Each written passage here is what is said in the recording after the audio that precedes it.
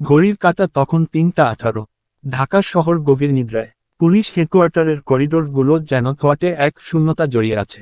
চারপাশে নিস্তব্ধতা, মাঝে মাঝে কোথাও একটা বাতির নিচের পতঙ্গ ঘোরার শব্দ। দূরে কোনো ট্রাফিক সিগন্যাল হালকা হর্ন। কমিশনার তাহমিদ ইকবাল নিজের ডেস্কের কাচের ওপাশে দাঁড়িয়ে জানালার বাইরে তাকিয়ে আছেন।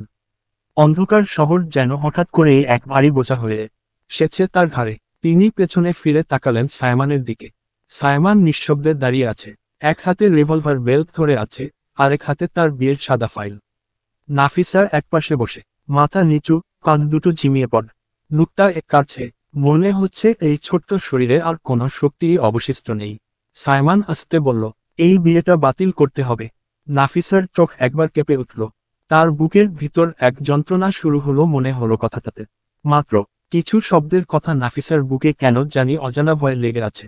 যে বিয়েটার কোন মানে হয় না সেটা নিয়ে এত কেন ভাবতেছে সে জানে না। তার এটুকু বয়সে সে অনেক কিছু দেখে ফেলেছে। আইনের ভাষায় ওটা কোনো বিয়েই না। 18 বছরের নিচে কোনো বিয়ে বাংলাদেশ অবৈধ। ওর বয়স 14। এটা তো আপনি নিজেই শুনলেন।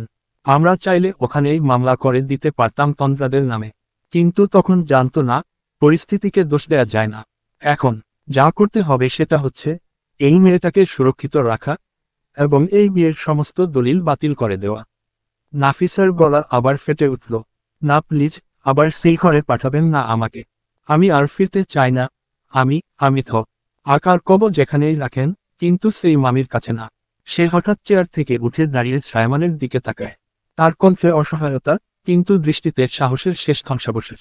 আপনি না আমাকে বলেছিলেন কেউ জোর করবে না। এখন কি আপনি আমাকে আবার সেই দোষে পাঠিয়ে দিবেন? সায়মান কিছু বলল না, ঠোঁট চেপে তাকিয়ে রইল মেয়েটির দিকে। কমিশনার তাহমিদ ইকবাল একটা ডুব দিলে বলল, আইনিভাবে না মানো, কিন্তু আমাদের ইসলাম অনুযায়ী এই মেয়েটা কিন্তু তোমার স্ত্রী এখন। তুমি না মানলেও আমি বলি কি, আমি চাই ওকে তত্ত্বাবধানে রাখা হোক। ওর সঙ্গে কোনো বৈবাহিক সম্পর্ক রাখতে হবে না। ওর পড়াশোনা, নিরাপত্তা, মানসিক বিকাশ সবকিছু দেখভাল করো। যত হ্রস্বই কারণ না ও নিজে বড় হয়ে নিজের সিদ্ধান্ত নিতে পারে। একটা ছোট বাচ্চা ও কি সিদ্ধান্ত নেবে? আপনার বাকি কথাগুলো আমি মানতে পারলে আমি ওকে বউ হিসেবে মানতে পারবো না। কঠোরভাবে কথাগুলো বলল সায়মান। নাফিসা মাথা নিচু করে আছে। কথাটা শোনা মাত্র তার দুই চোখ দিয়ে অনবরত পানি পড়তে লাগলো। সায়মান পাশ থেকে ফোনটা তুলে বলল, আমি একটা শিশু সুরক্ষা হোমে যোগাযোগ করছি। ওখানে ওকে কিছুদিনের জন্য রাখা হবে। আমরা তার কেস মিন হ্রস্বই কার স্ত্রীর কাছে পাঠাবো। এরপর দেখা যাবে ওকে কোনো সরকারি আশ্রয়ে রাখা যায় কিনা। নাফিসার গলার স্বর খানিক নিচু হলো। আশ্রয় চাই না, আমি শুধু পড়তে চাই।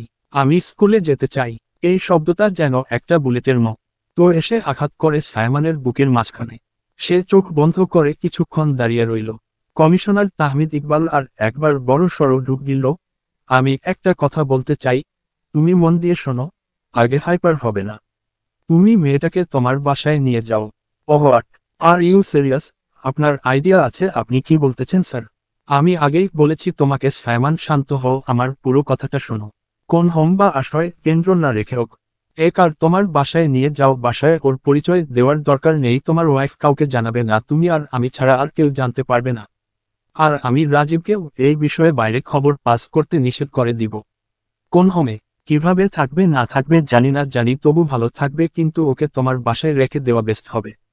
একটা ভালো পরিবারের সাথে মিশতে পারবে। তুমি তো তোমার পরিবারকে চেনো, আর আমি তোমার পরিবারের সবাইকে ভালোভাবে নি বলে তোমাকে এক ডিসিশন নিতে বলছি। তোমার বাবার মতো ভালো মানুষ, একজন ভালো রাজনীতিবিদ কতজনকে হেল্প করে, সেখানে তো এটা তোমার বউ। স্যার, ও একটা ছোট বাচ্চা, আমার বউ না। ওকে রিল্যাক্স, এত হাইপার হও না। তোমার বউ মানতে হবে না। ওকে বাসায় নিয়ে যাও। বাসায় কেউ কিছু জিজ্ঞেস করলে তখন বলবে তোমার ফ্রেন্ডের বোন। বাবা মানে হঠাৎ তোমার ফ্রেন্ড অ্যাক্সিডেন্টে মারা যাওয়া, ওর দায়িত্ব তুমি নিয়েছো। আমার বাসায় রাখতাম ওকে, কিন্তু আমার পরিবারের সবাই বাইরে আছে, আমি একা ওকে নিয়ে গিয়ে কি করব? আর তাছাড়াও আমার মনে হয় তোমাদের দুজনের একটু সুযোগ দেওয়া উচিত। সায়মানের মুখের দিকে তাকিয়ে দেখলো একবার মুখের রিয়েকশন চেঞ্জ হচ্ছে ওর।